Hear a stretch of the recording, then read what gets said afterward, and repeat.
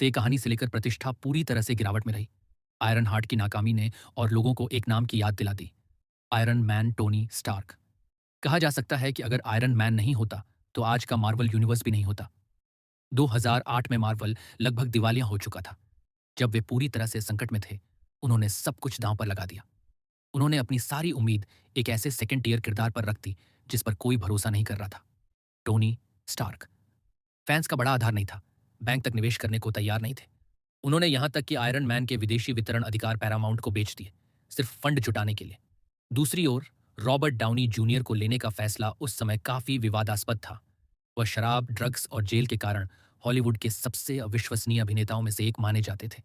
लेकिन director John फेवरियो ने उन्हें लेने पर अड़े रहे, क्योंकि उनकी जिंदगी आयरन मैन जैसी थी, एक ऐसा इंसान जिसे खुद को सुधारने की जरूरत थी। आयरन मैन की शुरुआती भागने की सीन में गुफा को सचमुच बनाया गया था। असलियत लाने के लिए बड़े पैमाने पर धमाके, आग और उड़ान के शॉट्स असली शूट और मशीनरी से किए गए थे। पहला सूट भी हकीकत में बनाया गया था, जिसका वजन 40 किलो था। वो डायलॉग जिसने पूरे मार्वल यूनिवर्स को बदल दिया, मैं आयरन मैन, असल में स्क्रिप्ट में था ही नहीं, बल्कि शूटिंग के आखिरी पल में डाउनी ने अचानक बोल दिया। और इसी ने एमसीयू को बदल दिया, गुप्त पहचान से निकलकर खुद का सामना करने वाली कहानी कहने की ओर मोड़ दिया। आयरन मैन सबसे लोकप्रिय मार्वल हीरो क्यों बना? क्योंकि वह परफेक्ट नहीं था।